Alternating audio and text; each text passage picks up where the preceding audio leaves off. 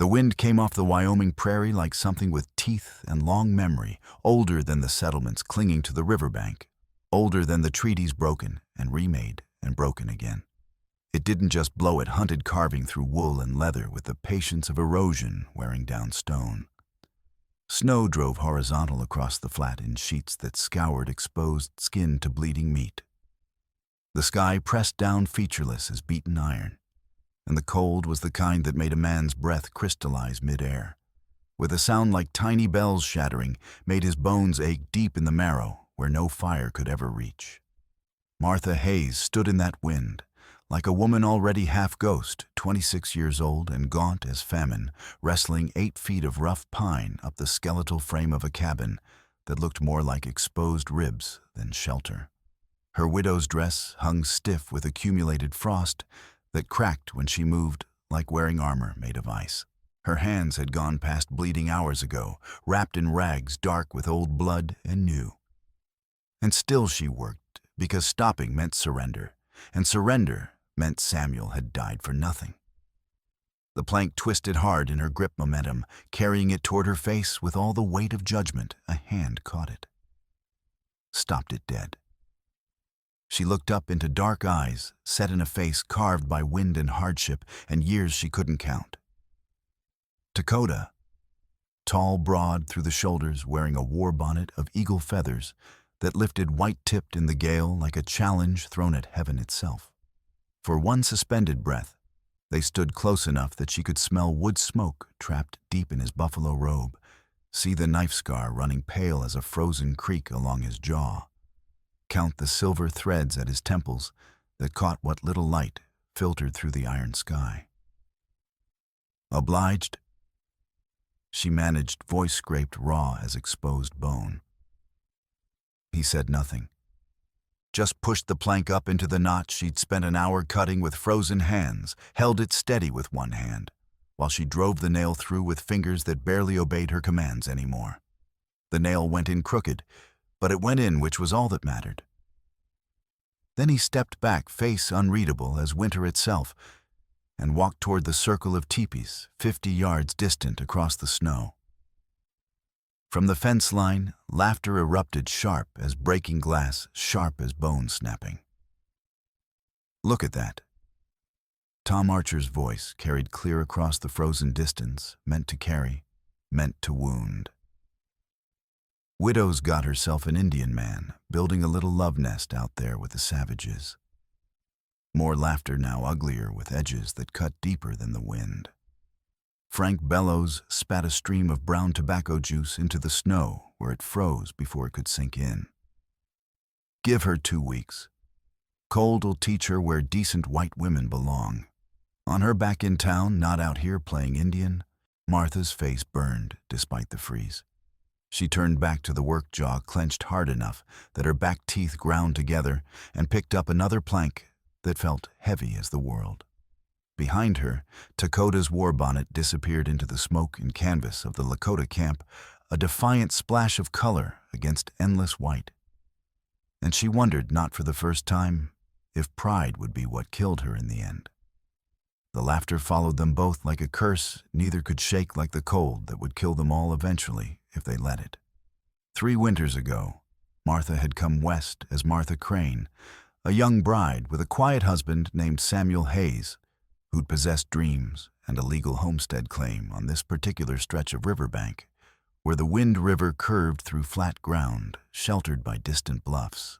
They'd built a cabin together with their own hands and their own sweat, and their own blood from splinters and accidents chinked the logs with clay and moss they'd gathered from the riverbank, laid up stones for a proper hearth that drew smoke clean, worked from dawn's first gray light until full dark swallowed them, and slept the honest sleep of people so exhausted that they didn't even dream. Then last spring, fire had come in the night, like a thief, like murder dressed in accident's clothing. Samuel had gone back inside the burning cabin for their strongbox, that battered metal container that held their deed papers, their marriage certificate, the single daguerreotype of his dead mother that was all he'd brought from Pennsylvania and all he had left of a childhood he never spoke about. The roof had come down on him like the hand of an angry god closing into a fist. By the time help arrived, drawn by the glow against the night sky, visible for miles across the flat, there was nothing left but ash and charred timber, and the lingering smell of burned things that shouldn't burn. Smells that still woke Martha screaming some nights, even now. The fire got officially blamed on a knocked-over lamp in the county records. Martha knew better. She knew exactly whose lamp it had been and who'd held the match and why knew it, with the certainty that comes from seeing a man's eyes when he thinks you're not watching, when he thinks you're just another stupid woman who won't see the truth, even when it burns her house down around her ears. Now Peter, powerful Pete, Larkin rancher land speculator, self-appointed king of Frost Hollow, and everything within 20 miles of it, wanted this riverbank for the railroad, pushing west like an iron snake, eating the land mile by mile. His creature, Sheriff Harry Hatchet Mullins, wore a tin badge and did Pete's killing work with the blessing of territorial law that said whatever a badge did was legal by definition. Together, they'd made it brutally clear to anyone with ears the land was slated for development. The Lakota winter camp was a legal inconvenience that would be removed. Martha's stubborn rebuilding was an insult to white civilization itself that would not be tolerated much longer. The county clerk Dawson claimed Samuel's papers must have blown away somewhere in the bureaucratic shuffle between Frost Hollow and the territorial capital in Cheyenne. No record existed now in any official capacity. The land was unclaimed public ground, according to the documents sold clean to the Union Pacific Railroad Company, for a price that would make Pete and Harry rich men by frontier standards, rich enough to leave this frozen hellscape and live like kings somewhere warm. Martha knew those papers hadn't blown anywhere. They'd been buried, deliberately, permanently, by men who thought a widow had no power and no recourse, and would eventually give up and go away, like a good little woman should. She'd started building anyway because spite was sometimes the only thing keeping a body warm. Salvaged timber from collapsed barns and wrecked wagons pieces dragged one by one across snow that fought her every step, like something alive and malicious. When surveyors with their brass instruments and their city clothes chased her off the original site with threats of legal action, she'd moved 50 yards closer to the Lakota winter camp, right up to the invisible line that separated Indian ground from white ground, in the fever dreams of Frost Hollow's terrified citizens who saw massacre in every shadow. Elder Wynema had watched her struggle alone for 2 full days before approaching, and those 2 days must have told the old woman everything she needed to know about Martha's character and her chances and her stubborn refusal to accept what everyone else called inevitable. The elder walked with the careful dignity of 70 winters survived on the high plains, wrapped in a buffalo robe, worn smooth as river stones by decades of use. Silver braids framing a face that had seen every cruelty the frontier could devise and hadn't broken. Yet it wouldn't break. Now wouldn't break ever. You build here.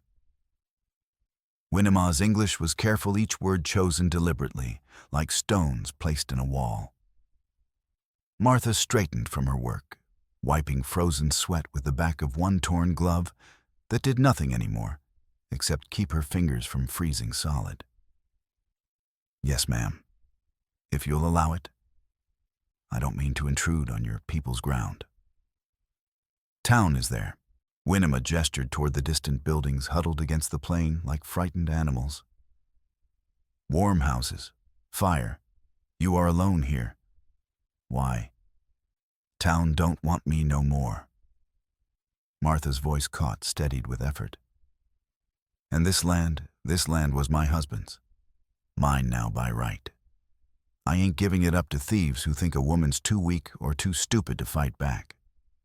Wynema studied her with eyes that missed nothing, and the hollow cheeks speaking of too many meals skipped or forgotten the threadbare coat, wholly inadequate for the cold, already settling in for the long siege, the stubborn set of jaw that came from having absolutely nothing left to lose, and therefore nothing left to fear.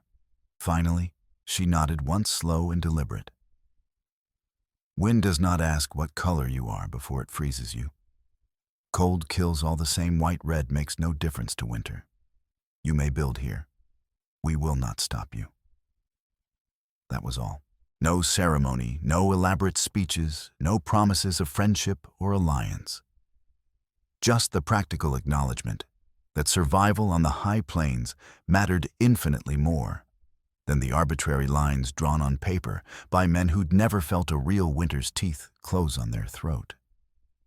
But Frost Hollow saw only betrayal and madness, and the ultimate proof that grief had rotted Martha's mind, past saving.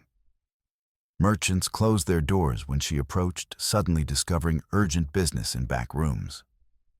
Children whispered that she lived like an Indian woman, and made up cruel songs about what she might be doing in that unfinished cabin, so close to the Indian songs that made the adults laugh and nod approval. Men at the saloon spat when her name came up. Said grief had unhinged her mind, completely said the cold would drive her back crawling on her knees, begging for mercy before Christmas, or kill her trying, and either way, the problem would solve itself. Only two souls stayed friendly. Lillian Emery, the young schoolteacher with a spine of steel hidden under her proper Eastern manners, who still offered Martha a narrow back room to sleep in when the cold got too bad. And Walter Grissom, a crippled farmer who hated Pete Larkin with the quiet, enduring intensity of a man, cheated once too often, and still nursing the wound like a coal that wouldn't go out, no matter how much time passed. Everyone else simply waited for winter to teach the widow her proper place 6 feet under frozen ground where uppity women belonged. The eviction notice went up on a morning when the sky looked like old iron left out in weather, and breathing hurt bad enough to make a man wonder if maybe dying would be easier. Harry Mullins hammered the broadside to Martha's unfinished wall with unnecessary force, each strike echoing across the flat, like nails driven into a coffin lid, making sure everyone heard and understood what was coming. Pete Larkin sat his big bay horse 10 feet away, watching with a smile thin and sharp as a skinning knife. A smile that said he was enjoying this more than he should, more than was decent even by frontier standards, where decency was already pretty thin on the ground. Notice of eviction. 14 days to vacate premises. Land purchased by Union Pacific Railroad Company under claimed territorial law. All structures to be removed. All occupants to be cleared by county authority. Failure to comply will result in forced removal and criminal charges for trespassing on railroad property. Martha read it twice, with hands shaking. Not from cold this time, but from rage so pure it felt like fire in her veins, like something that could burn the whole world down if she let it. "This camp goes," Harry announced, voice flat as the landscape flat as a man reading someone else's death sentence and not caring much either way. "That shack goes. 14 days and not a minute more. My husband filed legal claim 3 years back. No record exists." Pete's smile never touched his eyes, never came anywhere close. "Checked with Dawson myself just this morning, personal-like. Paperwork's gone. Likely blew off some clerk's desk 3 years back during that big windstorm we had. Happens all the time out here, Mrs. Hayes. Unfortunate, but not uncommon." "That's a bald-faced lie, and you know it. Careful now, Mrs. Hayes." Harry's hand drifted to the revolver, holstered at his hip in a gesture so casual it was clearly practiced, clearly meant to intimidate. "That's slander against a county official. Crime, that is. I could arrest you right here and now for making false accusations."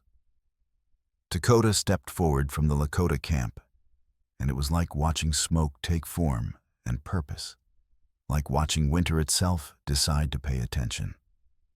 Half a dozen warriors materialized behind him, not threatening, not yet, but present in a way that couldn't be ignored. He didn't speak, but his presence was a challenge Pete couldn't pretend not to see, couldn't dismiss the way he dismissed Martha. "Something you want to say, Chief?" Harry's fingers twitched toward the gun, wanting an excuse. Treaty says we winter here. Dakota's English came slow and careful, each word weighed like gold dust before spending. Federal treaties signed 18 winters ago. You got no authority over it. No authority over us. Pete actually laughed a sound with no humor in it at all, nothing human. Your treaty's 20-year-old paper, friend. Might as well be written on smoke for all it's worth now. Railroads got brand new paper. Better lawyers too, the kind that know how to make old treaties disappear when they become inconvenient. You'll move when we say, move, go where we say go. Or what? Dakota's voice stayed level as a blade showing nothing. Or we move you ourselves. Harry's meaning was clear, as gun smoke clear as the hanging rope kept ready at the jail for occasions that required it. Your choice how it happens. Easy or hard, dead or alive. Makes no difference to us either way. The wind hit the cabin frame hard enough to make the whole structure shudder like something dying, like something trying to hold on just a little longer before giving up. A loose plank tore completely free, spun across the snow. Like a thrown tomahawk, nearly took young Chaska's head clean off his shoulders. The warrior ducked, cursing in Lakota. The message couldn't have been clearer if it had been written in blood on snow, if the cabin fell now. Martha had nothing. No claim. No ground to stand on. No proof she'd ever tried to build anything at all. Pete wheeled his horse around with unnecessary roughness, spurring it hard enough to leave marks. 14 days, Mrs. Hayes. Then we bring axes and torches. Wouldn't want there to be another unfortunate fire like, what took your husband now? Would we accidents happen so easily out here in the cold? Don't say you weren't given fair warning this time. They rode back toward town at a casual pace, a pack of wolves confident in their territory, and their teeth confident that the prey couldn't run and couldn't fight, and would be dead soon enough anyway. Martha stood in the cold, with hands clenched so tight her nails cut half-moon wounds into her palms, through the rags cutting deep enough to draw fresh blood that froze almost instantly. Dakota watched the riders disappear into the gray distance, then turned to face her directly, and his eyes held something she hadn't seen there before. Decision maybe, or commitment, or just the recognition that some fights couldn't be avoided no matter how hard you tried. Can't fight wind and men both, he said quietly. Then I won't fight alone. She met his eyes, refusing to look away. First, refusing to be the one who blinked. Will you help me finish this cabin before they come back? Will you stand with me when they come with their axes and their torches? He studied her face for a long moment, the exhaustion carved into every line like water-cutting stone. The rage barely leashed, like a dog straining at a chain. The desperation she was trying so hard not to show. But that bled through anyway, in the tremor of her jaw. Then he looked back at Winema standing in the entrance to her teepee. The old woman raised one thin hand in a gesture that was both permission and irrevocable commitment. A gesture that said they would stand together or fall together, and there would be no going back after this. Dakota turned back to Martha. We help. We stand. He paused, choosing his next words, with the care of a man who knows words can kill as surely as bullets. But understand clear, when they return, and they will return, they won't be satisfied with just breaking wood and scattering nails. They'll come for blood. Maybe yours. Maybe ours. Maybe all of us. I know what they'll do. Martha's voice was hard as iron left too long and cold. I've known men like them my whole life. They think they can take whatever they want from people too weak to stop them. I'm done being weak. Then we understand each other. Something passed between them in that moment, something that had no words in English or Lakota, but that both understood down to the bone, an alliance forged not in friendship, but in shared necessity, in the recognition that they were both fighting the same enemy, even if they'd come to the fight from different directions. 4 riders came that night, like death on horseback faces masked with bandanas against the cold and against recognition, moving silent as hunting wolves through darkness, so complete it felt like drowning in ink. They worked with the practiced efficiency of men who'd done this kind of work before, probably many times, probably to people who couldn't fight back or didn't know it was coming until too late. Used iron bars for leverage to pry out the foundation logs, Martha and the Lakota had spent days setting with such painstaking care, grunting with effort in the cold silence, until the heavy timbers rolled free and left gaps that would let the cold pour in like water, finding every crack. Scattered her precious firewood deep into the drifts, where it would take hours to recover if she ever found it at all. Cut every rawhide lashing on the roof frame with knives sharp enough to whisper through leather like it was nothing, so the next strong wind would tear the whole structure apart like paper dolls in a hurricane. They didn't burn it down. That would have been too obvious, too easy to trace back to Pete, even with his tame sheriff. This was designed to look like natural failure, just another sad example of what happened when a foolish woman tried to do man's work in country that forgave no mistakes and punished presumption with death. Martha found the sabotage at first light, when the sky was still more black than gray. And something inside her that had been holding together with spit and prayer finally cracked clean through. She tried to reset one of the heavy foundation logs by herself. Some desperate part of her brain convinced she could do this alone. If she just tried hard enough, if she just pushed through the exhaustion and the fear and the voice screaming, that she was going to die out here alone and frozen and forgotten. The timber was heavier than she remembered, slick with ice. And when she tried to lever it up, it rolled instead, catching her skirt and pinning her to the frozen ground, hard enough to drive the air from her lungs. She cried out fury more than pain, though pain was there too, and beat her fists against the rough bark until her knuckles split fresh and bled hot against the cold. Beat it until she couldn't any more, and just lay there panting like a dying animal. And that's how Lakota found her. He appeared beside her without a sound, Chaska and Awan flanking him like shadows given form.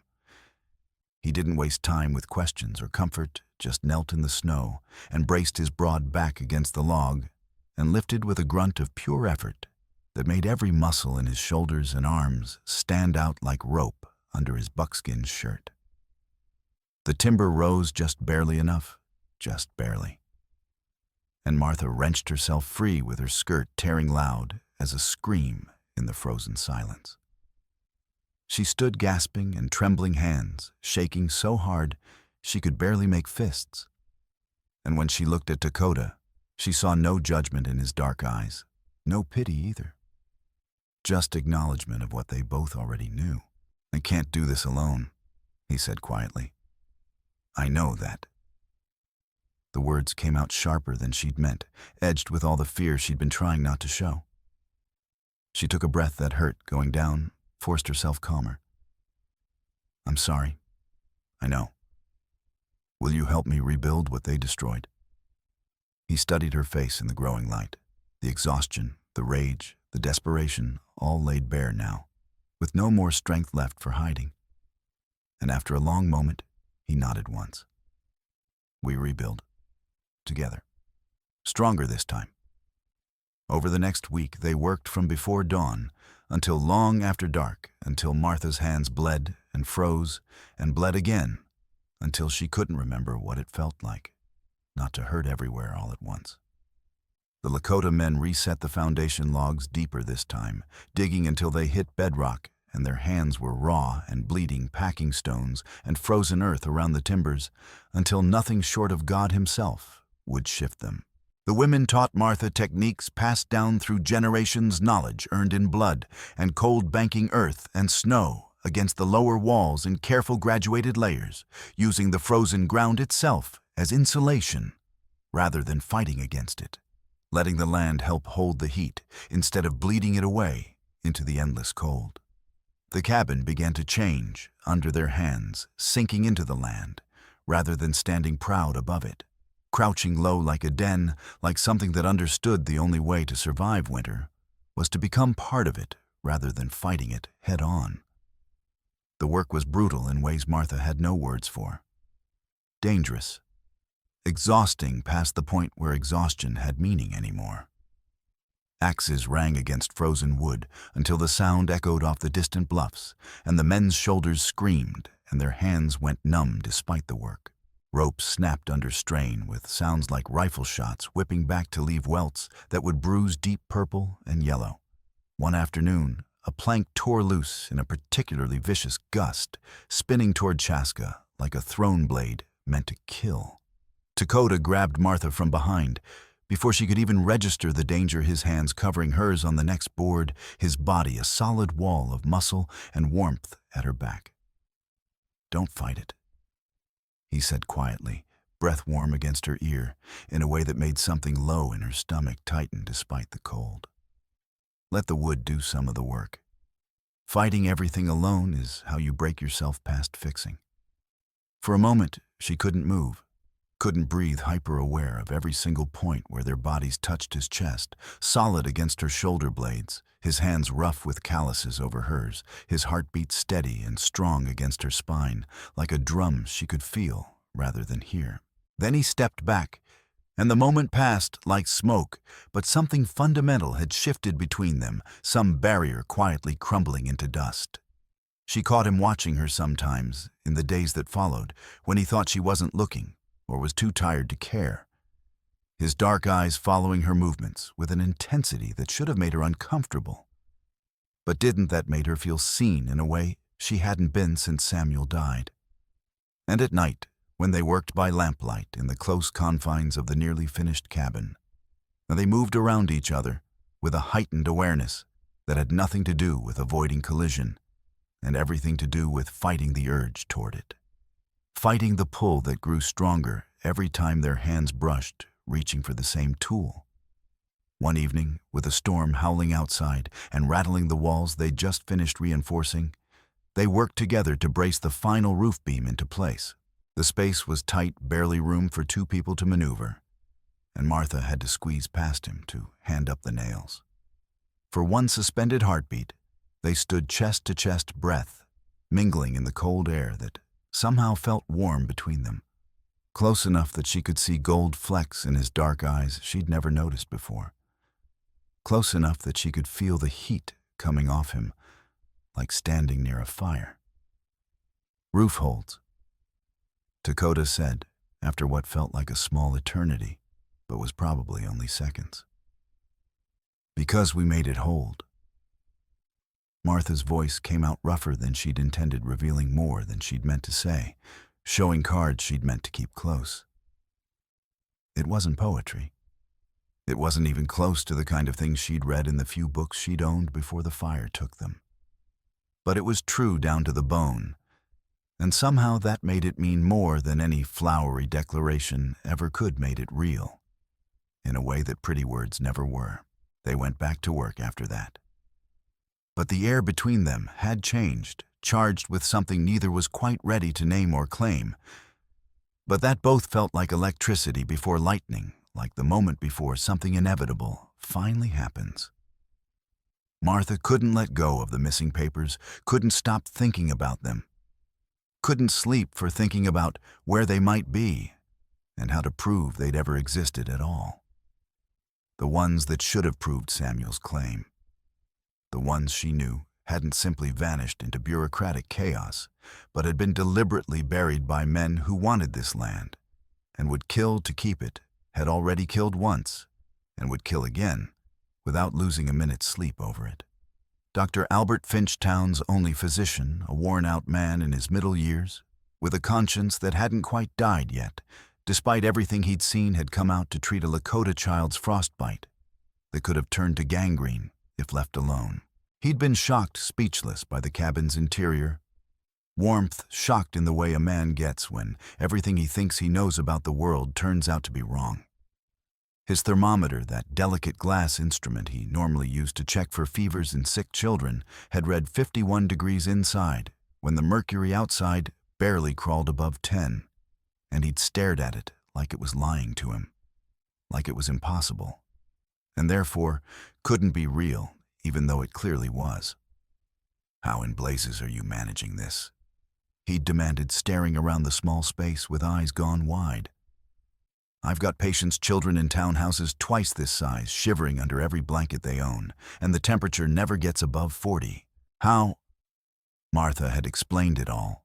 The earth berming that used the ground itself as insulation, the shared windbreaks with the Lakota teepees that cut the wind's teeth, the low roof that trapped heat close to the ground, where people actually lived and breathed, instead of letting it all escape into empty space above their heads.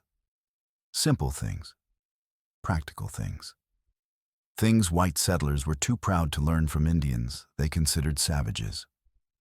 Dr. Albert had listened with a growing unease that showed plain on his face, comparing what she described to the townhouses where children shivered through long nights and old people died quietly when the cold got into their lungs and wouldn't come back out.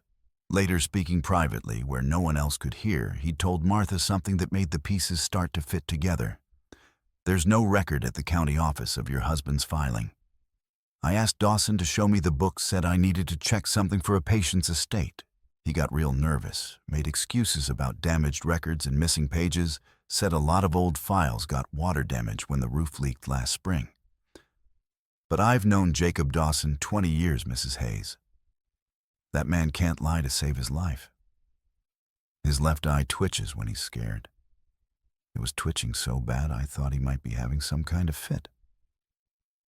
"You think the papers are still in his office?" "If they were intercepted before they ever reached the territorial capital." Dr. Albert had shrugged, but his eyes said he knew exactly what that meant. "That's Pete Larkin's style. He doesn't destroy evidence too risky if someone comes asking questions later. He just hides it somewhere no one thinks to look. The drunk hides his bottle. The gambler hides his marked deck. Pete hides paper." The seed of an idea took root in Martha's mind, dark and dangerous, and possibly suicidal. But she watered it anyway, because she had no other options left, and time was running out like sand through an hourglass. She watched and she waited and she planned, and 3 days later, Pete threw his grand railroad celebration at the saloon-free whiskey, flowing like water from a spring, a traveling fiddler sawing out reels and jigs with more enthusiasm than skill. Every man in Frost Hollow jammed inside shoulder to shoulder to celebrate the coming prosperity that would make them all rich.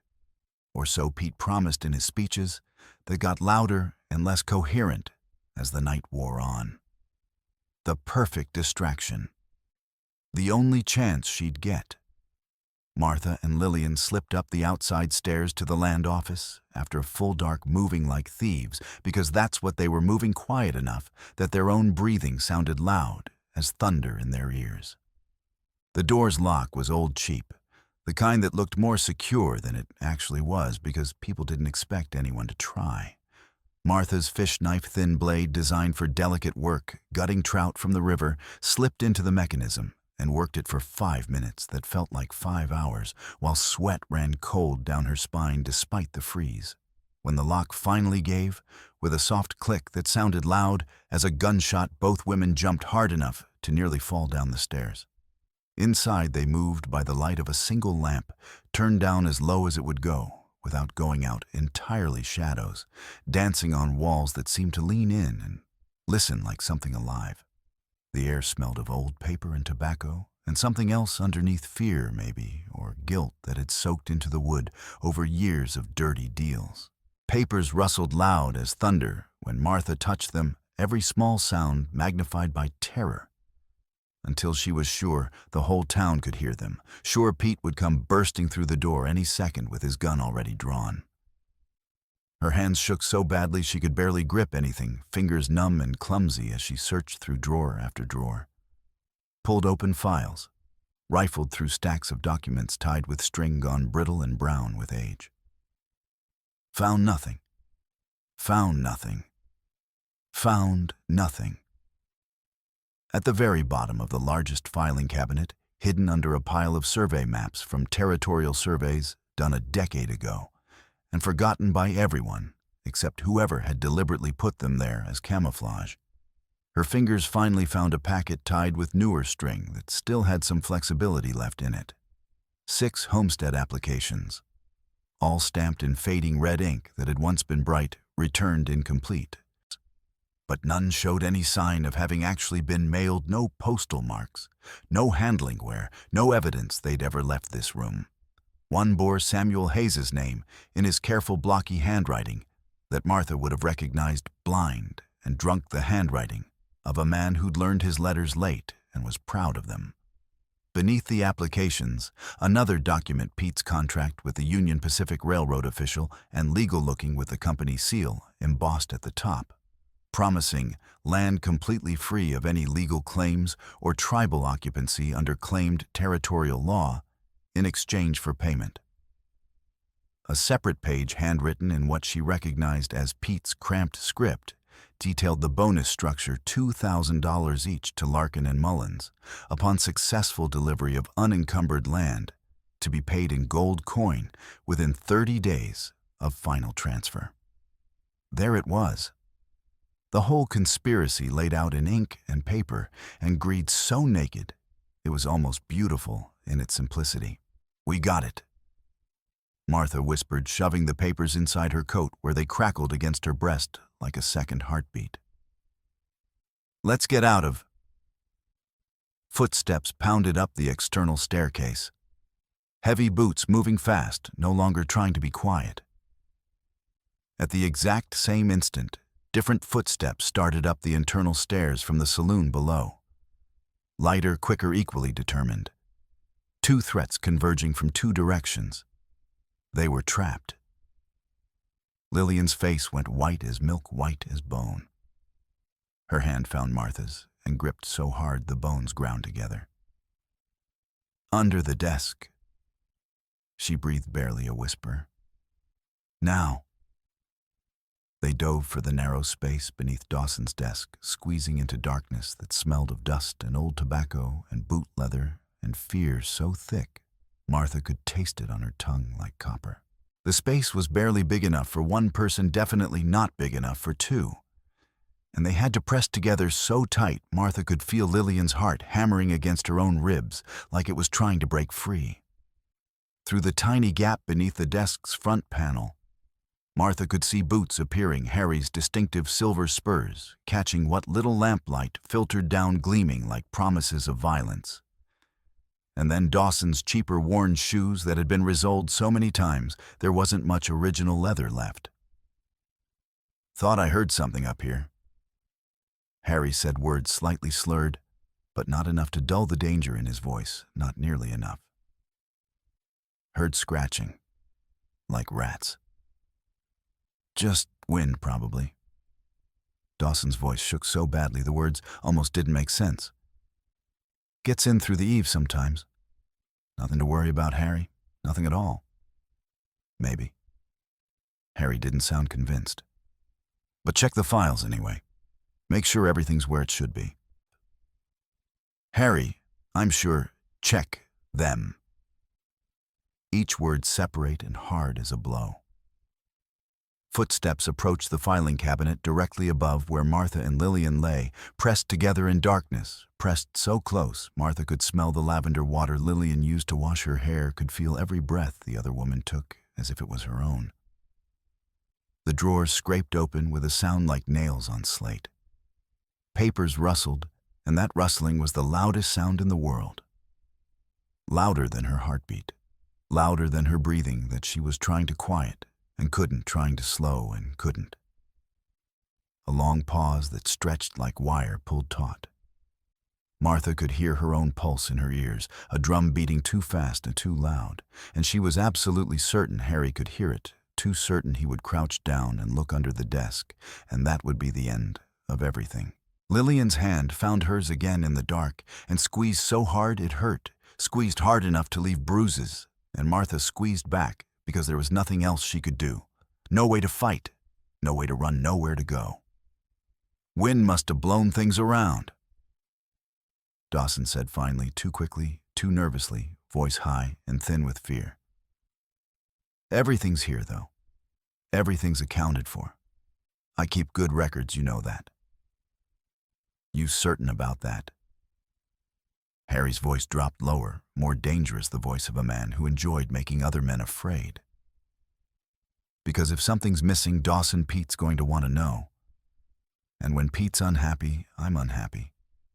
And when I'm unhappy—" He let the threat hang unfinished in the air, which somehow made it worse than any specific promise of violence could have been.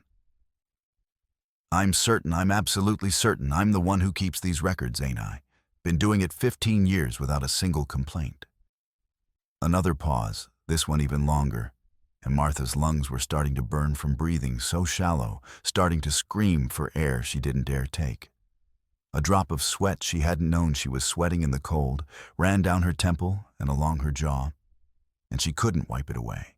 Couldn't move, even that much, could only lie there frozen while it tickled like an insect crawling on her skin.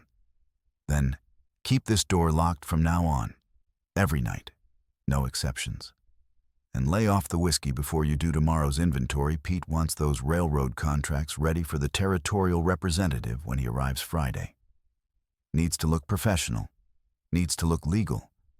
Can't have you making mistakes because you're 3 sheets to the wind. I'll be sober, I promise. Sober as a judge. The boots finally turned and walked toward the door. It opened. Closed.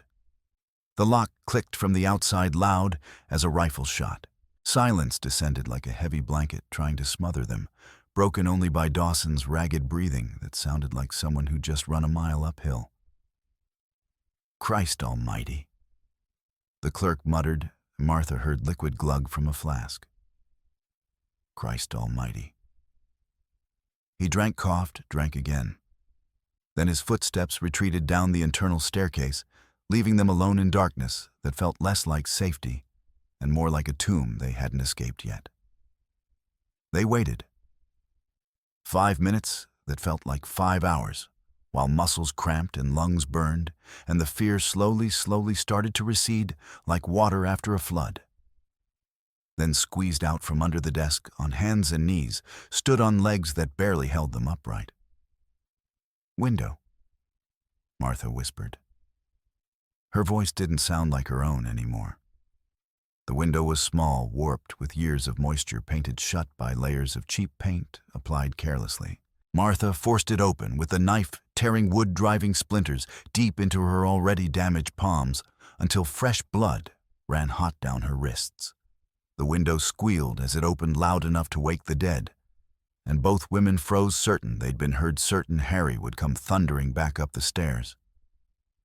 Nothing.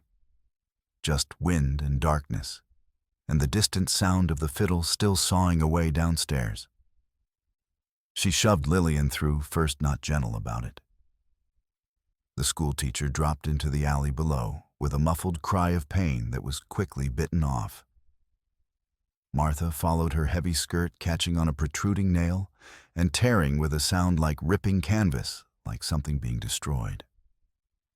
She landed hard on frozen ground, the impact driving up through her knees like knives, like punishment for what she'd just done. But she was alive. They were both alive. And she had the papers clutched inside her coat, crackling with every breath. They ran, stumbling through darkness, lungs burning in the frozen air, until they reached the schoolhouse and collapsed inside, hearts hammering like they'd break through ribs and keep going. Martha looked down at the papers she still clutched in her torn coat. Evidence, justice, maybe salvation, or maybe just a death warrant with her name already written on it in ink that wouldn't wash off.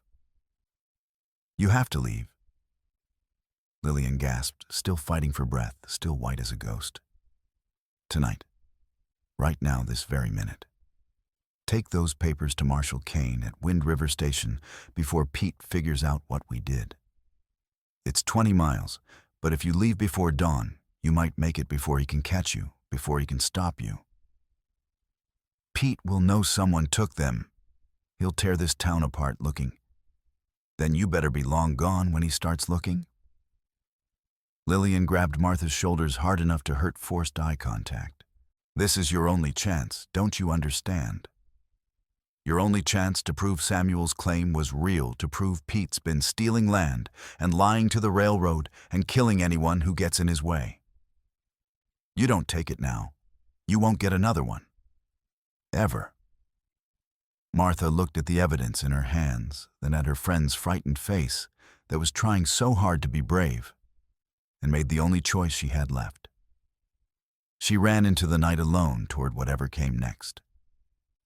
Dakota was waiting with 2 horses when Martha reached the edge of the Lakota camp, as if he'd known she'd need them, as if he'd been expecting her. His paint and Walter's sturdy mare both saddled and ready breath, steaming in the frozen air. How did you know? Winema saw you leave with the school teacher earlier.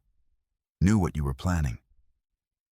His face was unreadable in the darkness, lit only by starlight reflecting off endless snow. I know the trails to Wind River Station. You don't. We go together, or you don't go at all. Martha wanted to argue, wanted to spare him the danger she was bringing down on her own head. But she knew he was right. The trails along the river were treacherous, even in daylight, deadly at night, impossible for someone who didn't know them like the back of their hand. Thank you, she said simply because there were no other words big enough. Winema appeared in the entrance to her teepee like a shadow given form wrapped against the cold in her buffalo robe, face grave and lined with worry. She looked at the sky for a long moment, reading signs Martha couldn't see, reading the future written in clouds and starlight. Storm sky, she said, pointing upward with one thin finger. Big snow coming. Maybe today, maybe tomorrow. Can't say for certain. Go fast. Don't stop for anything. Anything at all. They rode out before first light, while the stars were still bright overhead, like chips of ice in a black sky, following the Wind River, north along trails that wound between frozen bluffs and water locked solid under ice, thick enough to hold a wagon.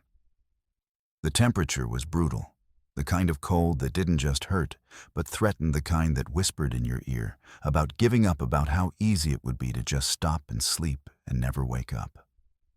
Ice slicked the rocks in places where snowmelt had frozen during the day and refrozen at night. In other places, the trail narrowed to a ledge barely wide enough for a single horse, with sheer rock rising on one side and drops to river ice on the other, that would kill anyone who fell as surely as a bullet. At one particularly bad stretch, where the trail was no more than 18 inches wide and the drop was 30 feet straight down, Martha's mare balked hard hooves skidding on slick stone. The animal's hindquarters swung wide toward empty air and death waiting below. Martha hauled on the reins, but the mare was panicking now, eyes rolling white with terror that was entirely justified, and every pull seemed to make it worse. Dakota spurred forward without hesitation, grabbed the mare's bridle just below the bit, and hauled hard. Forced the animal's head around away from the drop, used his own horse as a barrier. Both horses locked together for a moment that stretched forever, trembling hard enough that Martha could feel it through the saddle, could feel death waiting just inches away. Stones broke free under their hooves and tumbled down to shatter on ice below, with sounds like gunshots echoing off the bluffs, like warnings of what would happen if they made one wrong move. Martha's knee pressed hard against Dakota's bone, against bone through leather and cloth. Neither moved. She could see the muscle jumping in his jaw, see the tension in every line of his body, see the way his knuckles had gone white, gripping the reins. For a moment, that felt like an eternity. They stayed frozen like that, 2 people, 2 horses balanced on the knife edge between living and dying, between solid ground and a fall that would end everything in broken bones and blood on ice. Easy, Dakota murmured, and Martha wasn't sure if he was talking to the horses, or to her, or to himself, or to death itself. Easy now. We're all right. We're all right. When the animals finally steadied enough to trust, he dismounted with infinite care and led them across one at a time, his feet finding purchase on stone slick as glass, where hooves had slipped. On the far side, on ground that felt like a gift from a god Martha had stopped believing in years ago, he checked both horses thoroughly for injury, and then adjusted Martha's stirrup without asking permission, his hands impersonal and efficient on the leather. "Long ride still ahead," he said quietly, not meeting her eyes. "Save your strength. Trust your horse. She knows where not to step better than you do."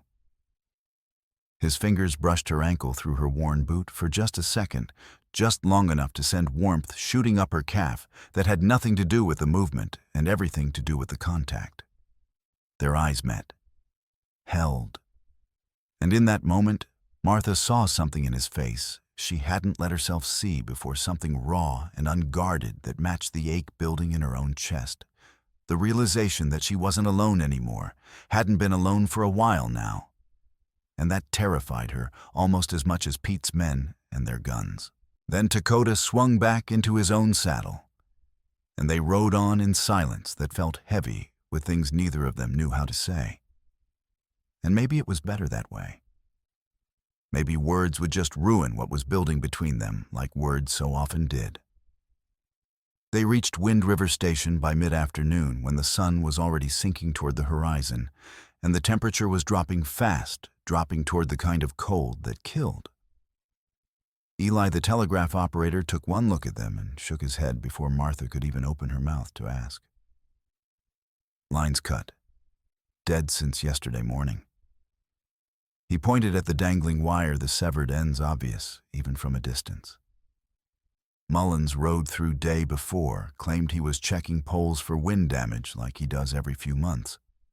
This morning, when I came in, nothing. Dead wire. Both ends cut clean and buried in snowdrifts, so it'd take me days to find them and splice them back together. That was deliberate, ma'am. That was someone making sure no word got out. Martha felt her stomach drop like a stone down a well-felt hope die in her chest. "Where's the nearest working station?" 30 miles north. Trail's worse than what you came through Mountain Pass that's probably drifted shut by now." "And ma'am." He pointed at the sky that had gone flat and gray and heavy, the color of old iron left out in weather.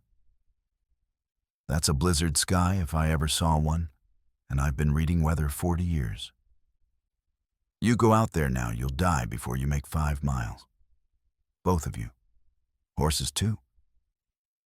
Lakota studied the sky with eyes that had learned to read weather the way other men read books, and after a long moment he nodded once. "He's right.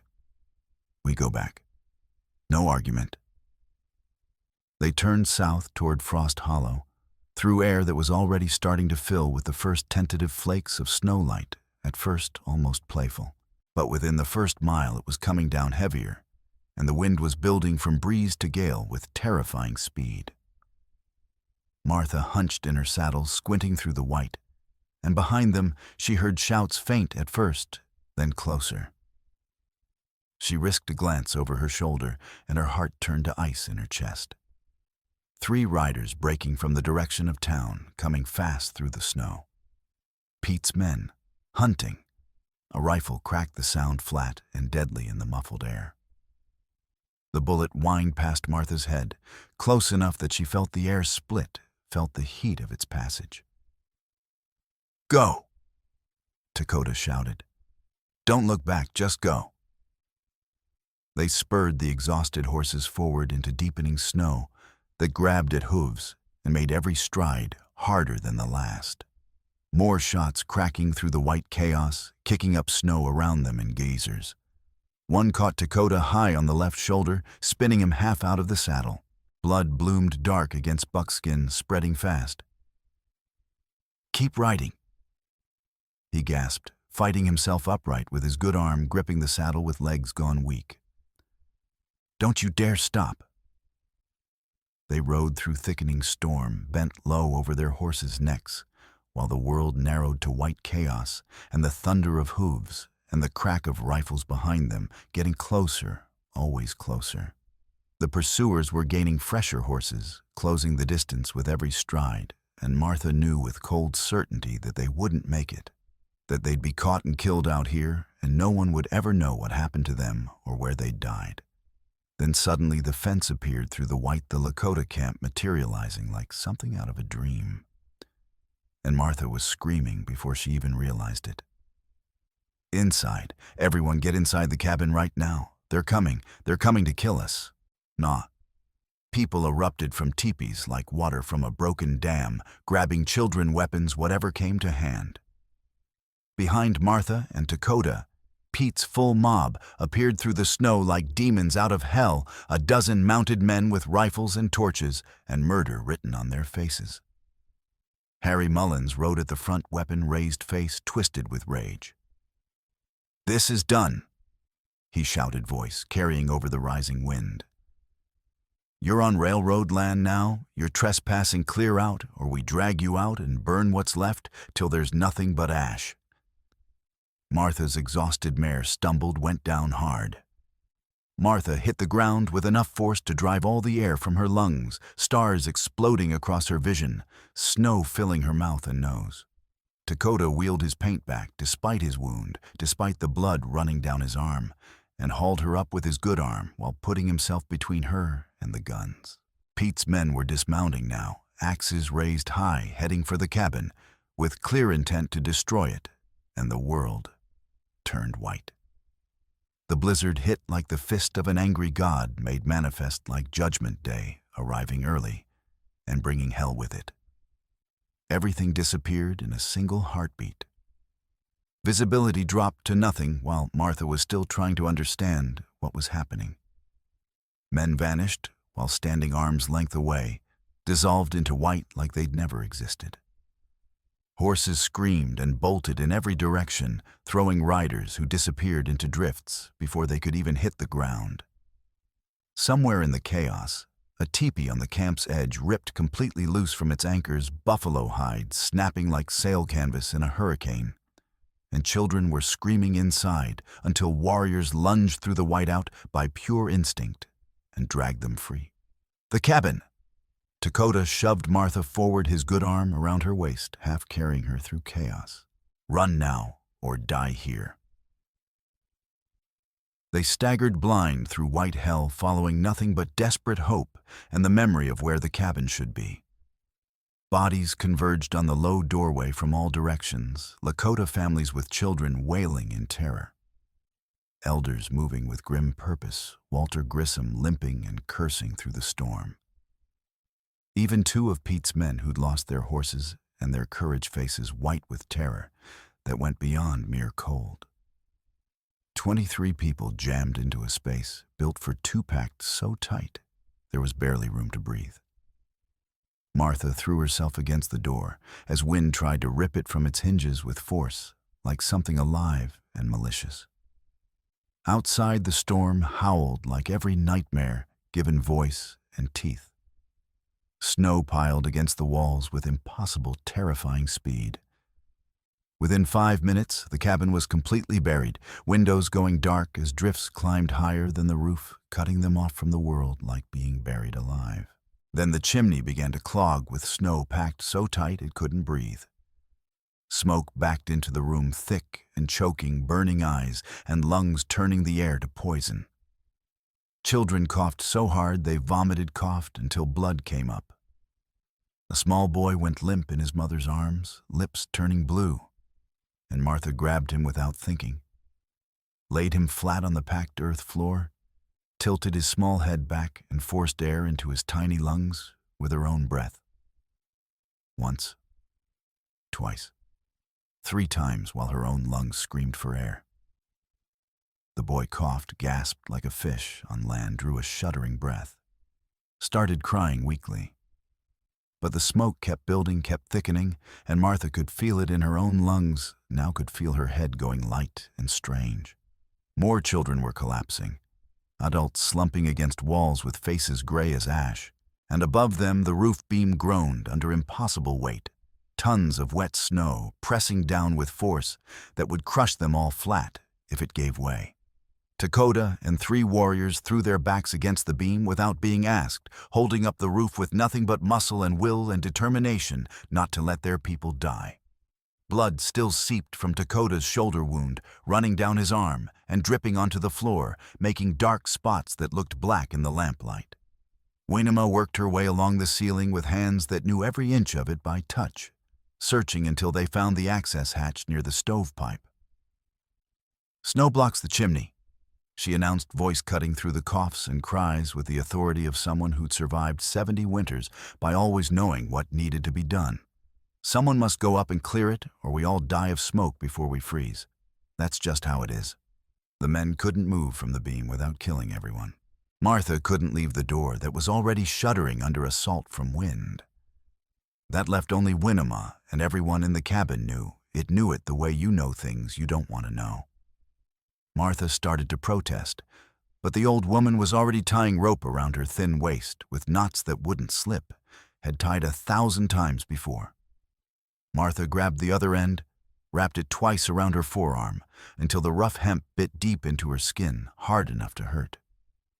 "I'll pull you back," Martha said, forcing herself to meet Winema's eyes, forcing the words past a throat gone tight. "I swear it on everything I have, on everything I am. I'll pull you back." Winema looked at Dakota across the smoke-filled chaos of the cabin. A long look full of things that had no names in any language, pride and love and farewell, all mixed together into something that hurt to witness. Pride in what he'd become. Love for what he'd always been. Farewell, because she knew what was coming and was walking toward it anyway. Then she climbed through the hatch without another word, without hesitation, and disappeared into the howling white above.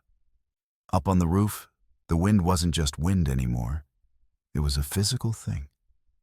A wall of frozen knives that flayed skin from flesh and drove snow into nose and mouth and lungs with every attempted breath until breathing felt like drowning. Winema couldn't see anything. Couldn't see her own hands in front of her face.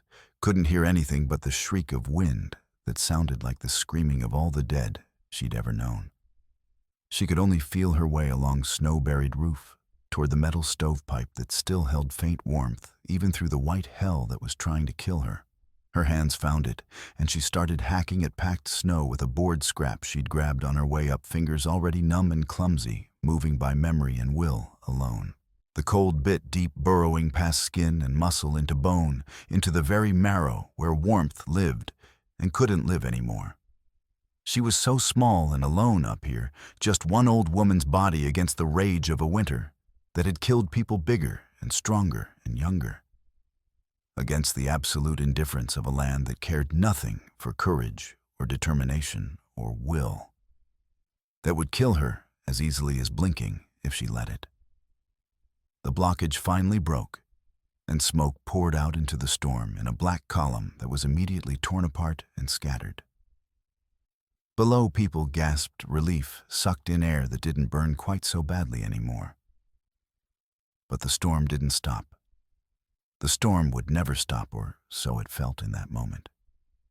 Winema crawled back to the hatch on hands and knees that had stopped obeying her properly, every movement agony, every breath a fight she wasn't sure she'd win. Dropped through into warmth that felt like fire on her frozen skin. Collapsed on the floor, body shaking violently enough that her teeth rattled. 20 minutes later, 20 minutes that felt like 20 seconds, the smoke thickened again.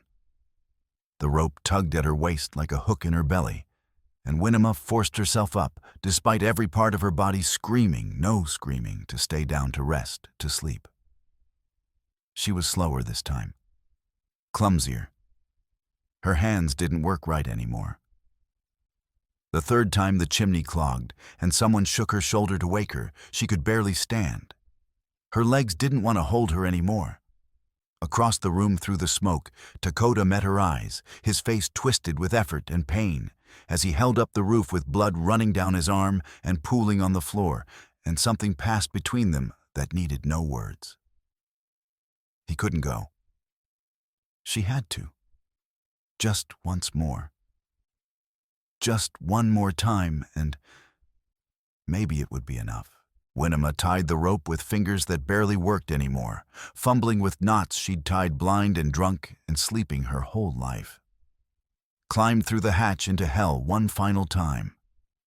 Up on the buried roof, alone in the screaming white chaos, where even sound was torn away before it could exist. Where she was more alone than anyone should ever have to be. She crawled toward the pipe on hands and knees. Found it by feel, by memory, by something deeper than either. Cleared it with hands that had stopped hurting because they'd stopped feeling anything at all. Smoke billowed up black against white black as the space behind her eyes. She tried to turn back toward the hatch, toward warmth and life and the people who needed her. But her legs wouldn't move anymore, wouldn't even try. The cold had her deep in the marrow, where the spirit lived and was slowly dying. It was pulling her down into sleep that looked peaceful and soft and permanent sleep that promised an end to pain and cold and the endless struggle just to keep breathing. She thought of her daughter, who died 20 winters ago, of influenza coughing blood until there was no more blood to cough. Her husband, who died 30 winters back in a fight with crow raiders over horses that weren't worth dying for. But he died anyway. Thought of Lakota, who she'd helped raise after his mother died, bringing him into this hard world, helped raise from boy to man, despite everything trying to kill him along the way. Good boy. He'd become a good man. He would take care of what remained of their people. He would survive her survive everything the world threw at him, because he was strong in ways that mattered. She settled against the stovepipe arms, wrapped around it, like embracing an old friend, like holding on to the last warm thing in a cold world, and let the cold finally take her. Where everyone went eventually, where she'd been heading since the day she was born. Below the rope went slack in Martha's hands. No! Dakota's roar was pure anguish, was the sound of a heart breaking audibly. 2 other warriors scrambled to take his place at the beam, shoving themselves into the space he left. He lunged for the door, blood spraying from his shoulder with a violent motion, leaving a trail of red droplets like breadcrumbs. Martha held the door with everything she had, while he squeezed through the gap and the wind tried to tear him away. The second he was outside, tried to kill him just for daring to exist. He found Winema on the roof, half buried in a drift, still gripping the pipe, with arms locked so tight he had to break her grip to free her. Carried her small body back inside, so light she felt like nothing, like she was already more ghost than flesh. Laid her gently near the stove, where warmth might bring her back, even though he knew they all knew she was already gone. She was gone. Eyes open but seeing nothing anymore. Skin cold as the snow that killed her cold, in a way that went beyond cold, into something else, something final. Someone Martha never saw, who, through the tears that were freezing on her cheeks, closed Winema's eyes with gentle fingers. Pulled a blanket over her peaceful face, over the face that had seen everything and survived everything until it couldn't anymore. The silence in the cabin was heavier than all the snow pressing down from above, heavier than grief, heavier than the knowledge that they were alive, because she wasn't alive, because she'd chosen them over herself. Then slowly, like a machine starting up again, after being shut down, people moved back to their positions. The warriors braced the beam with shoulders gone numb and backs screaming. Martha pressed herself against the door that wanted to fly open and kill them all. And they waited while the storm spent its fury on a world that refused to break, refused to die, refused to give up. 6 hours. The blizzard raged for 6 endless hours that felt like 6 years, like forever. But inside that small cabin, sunk into the earth like a grave, that wouldn't close, built with knowledge shared between enemies, who'd become allies, who'd become something more. The temperature never dropped below 50 degrees. 41 degrees warmer than the killing cold outside that murdered everything it touched. Just barely enough to keep 23 people alive through the longest night any of them would ever know, the night when winter tried its hardest to kill them and failed. When the storm finally died, exhausted like a beast that had run itself to death, trying to catch prey, that refused to fall. They dug out into a world transformed beyond recognition. Frost Hollow was devastated roofs, torn completely off, and scattered across drifts, walls collapsed into kindling entire structures, reduced to broken lumber, half buried in snow, that would stay there until spring, if spring ever came. Several of Pete's men lay frozen where they'd fallen when their horses bolted humped shapes under smooth white that looked almost peaceful, except for the twisted expressions their faces had frozen into. But Martha's cabin stood, buried under tons of snow, battered by wind that should have torn it apart, but standing. And everyone inside had lived, every single one. Dr. Albert had ridden out during a brief lull in the storm when the wind dropped just enough to see more than 5 feet ahead, the papers clutched in his medical bag like the Holy Grail. He'd pushed his horse through conditions that should have killed them both, horse and rider both, and somehow they'd reached Wind River Station, still alive, still moving. Found Marshal Kane there, already responding to the last message Eli managed to tap out before the storm took the wire about cut telegraph lines and suspicious behavior that smelled like criminal conspiracy even from 200 miles away. Now they returned together through snow that came up to the horses' chests, Kane with his hard face and harder reputation. 2 federal troopers with rifles across their saddles, and Dr. Albert looking half dead with exhaustion, but grimly satisfied. Marshal Horatio Kane was a man who'd seen everything the frontier could offer twice over and hadn't been impressed either time. He dismounted in front of Pete Larkin with the careful movements of someone whose back hurt, but who'd be damned before showing it. Pete stood surveying the damage to his carefully laid plans with the expression of a man calculating how to salvage profit from disaster, how to spin this so he still came out on top. "Peter Larkin," Kane said, voice carrying clear in the frozen stillness that felt loud after so much wind. "I'm placing you under federal arrest for fraud conspiracy to commit fraud bribery of territorial officials, destruction of federal property, and attempted murder. You have the right to. Whatever you've been told is lies." Pete's face flushed red, then white, then red again. "That widow's unhinged with grief broke into my office like a common criminal, stole private documents that don't prove anything even if they're real. Funny thing about those documents," Martha said, stepping forward with the papers in her hand, still creased from being shoved inside her coat. Her voice didn't shake. She'd been through too much for her voice to shake anymore. "They show you've been suppressing homestead claims for 3 years, paying off officials to make paperwork disappear, lying to the railroad about land being unencumbered. That's federal crime, Mr. Larkin. Multiple counts. Not something Harry can make disappear for you this time." "You broke in." Pete sputtered, looking around for support for someone to back him up. She admitted it. She broke into a county office. You can't use evidence obtained illegally. "Maybe I can, maybe I can't. A judge will make that call eventually," Kane said mildly. "But I can sure use Dawson's confession that he gave me an hour ago.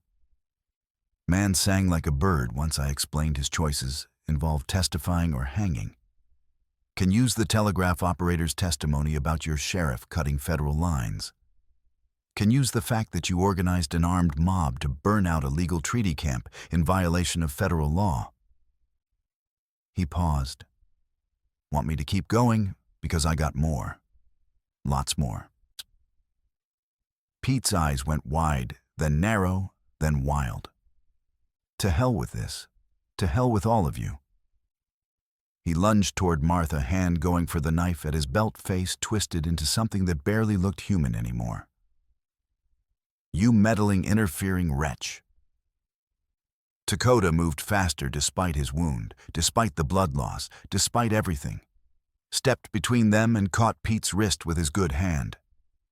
They locked there for a moment, Pete's face purple with rage, veins standing out on his forehead like worms under skin. "Back off," Kane said quietly, but with steel underneath that promised violence if the order wasn't obeyed immediately. Right now, Mr. Larkin. Before I let him break your arm. Pete yanked free, breathing hard, looking around at the circle of people watching him, federal law, Lakota warriors, townspeople who'd survived because of the cabin he'd tried to destroy. No allies left.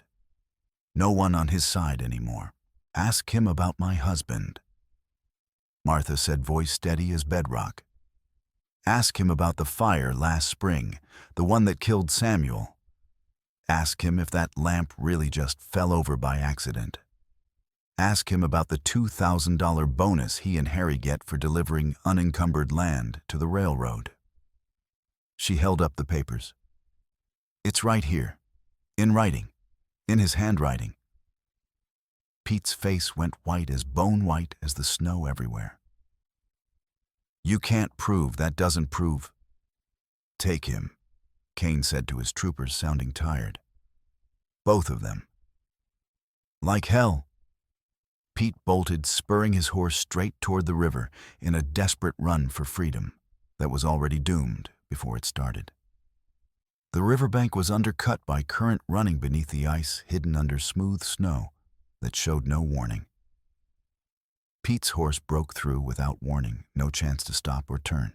Horse and rider crashed down the steep bank in a tumbling mass of legs and screams momentum, carrying them out onto ice that cracked like pistol shots echoing off the bluffs.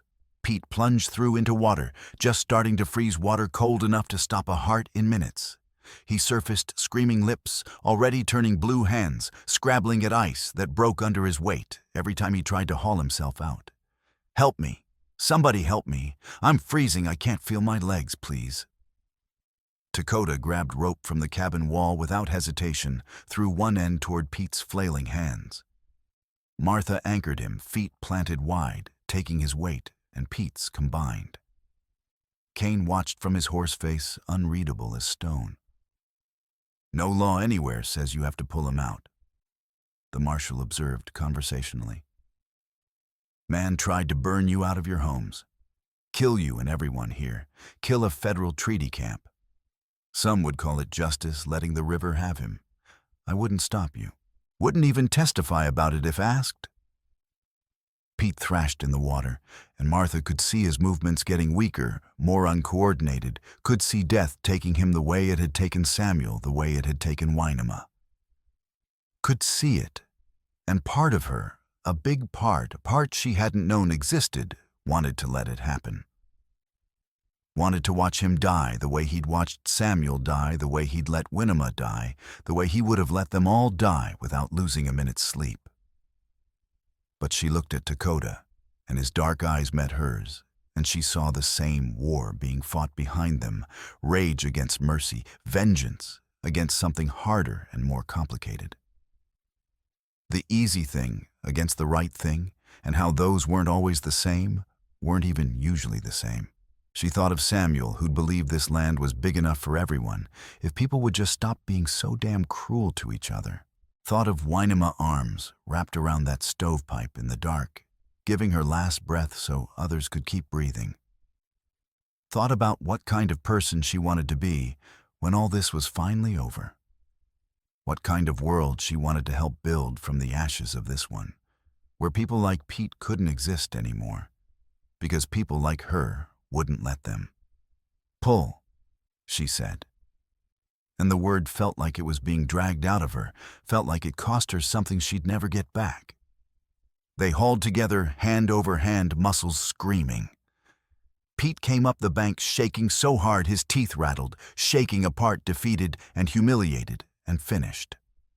The troopers grabbed him roughly, wrapped him in a blanket just to keep him alive, long enough to stand trial.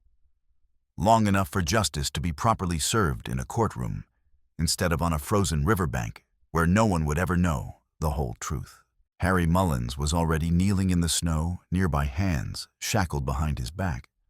All the fight gone out of him, all the swagger drained away, until there was nothing left but a small, scared man who'd done terrible things because someone bigger told him to.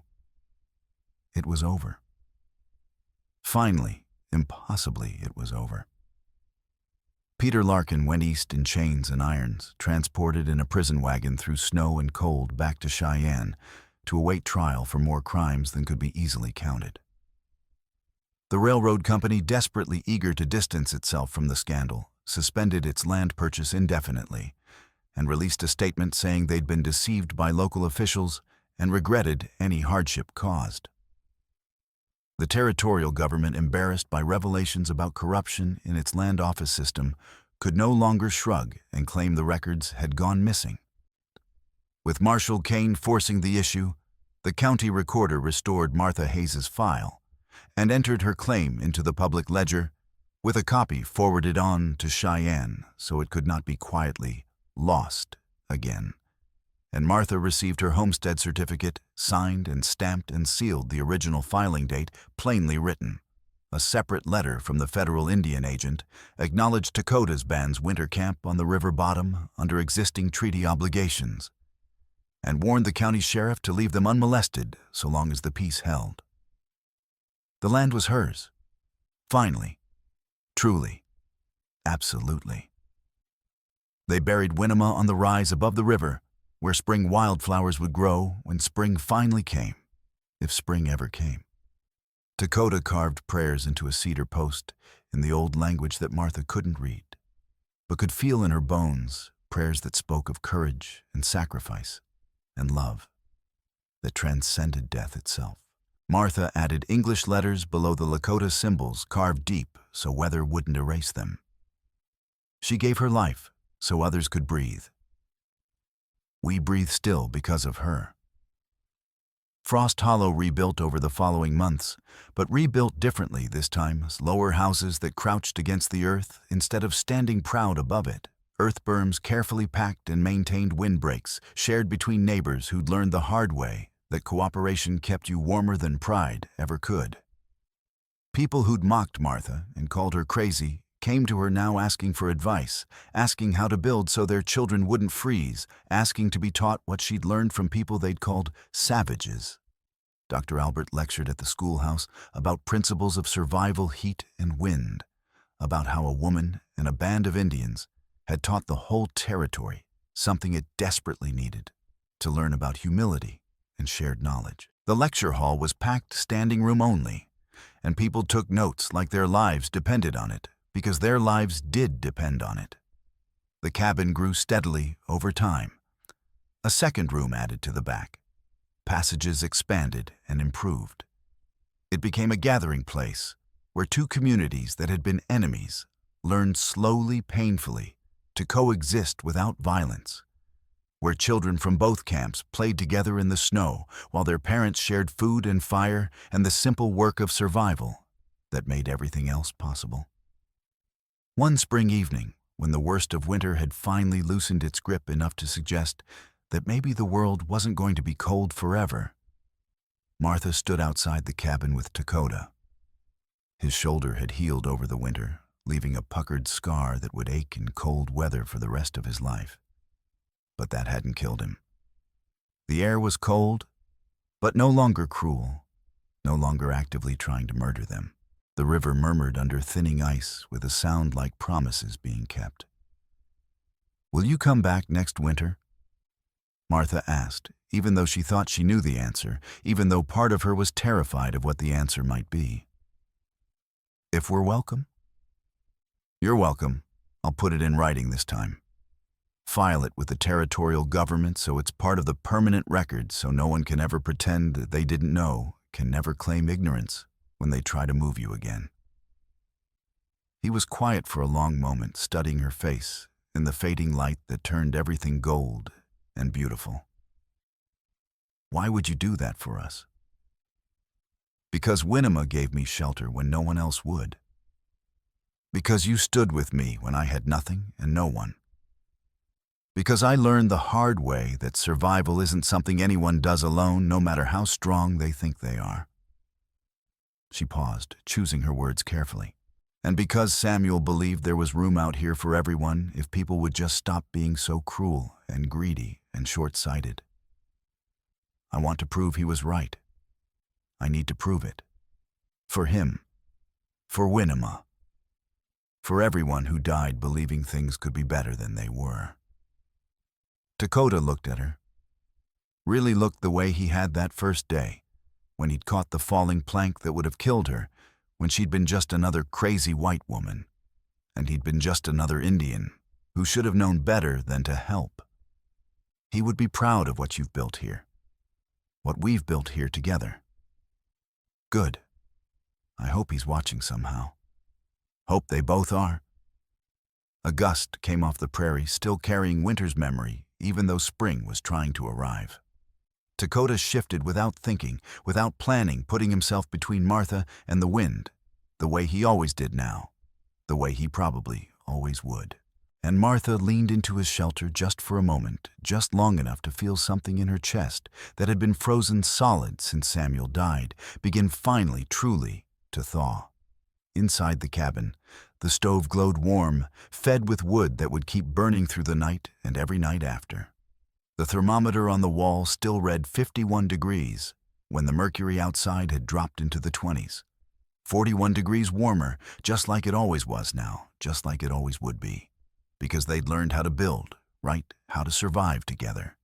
They'd proved something out here that winter, something that would echo through the territory for years to come, something that would change how people built and lived and thought about survival, that a house sunk into the earth and people willing to share fire and knowledge could beat even a Wyoming winter.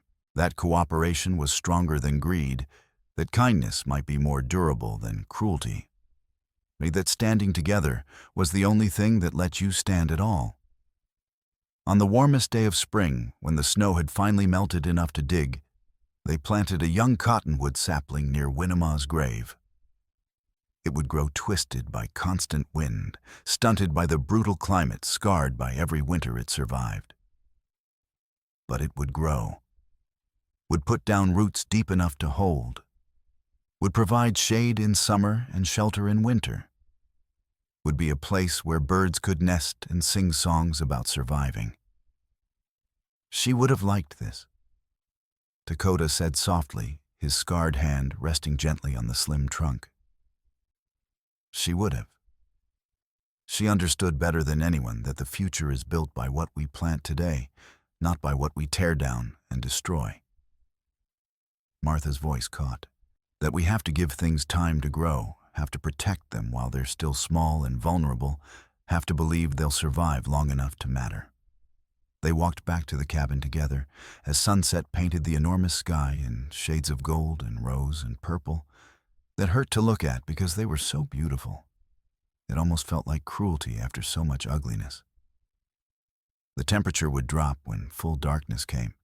It always did, always would. But they had shelter now that would hold against it. A fire that would burn through the night. A door open to anyone who needed it, anyone at all, no conditions attached. Inside in the lamplight and the warmth built from desperation and hope, and the stubborn refusal to break no matter what the world threw at them, and the thermometer would read 51 degrees when morning came. 41 degrees warmer than the cold, waiting outside patient and eternal.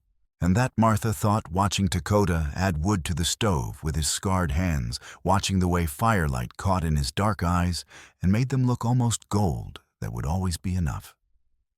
That was everything that mattered. That was the whole point of surviving, not just to keep breathing, but to build something worth breathing for, worth fighting for, worth dying for if it came to that. They'd paid the price in blood and grief and loss that could never be recovered. But they'd won. Against everything, against all odds, against a world that had wanted them dead and scattered and forgotten, they'd won. And the cabin stood as proof. 41 degrees warmer. Always.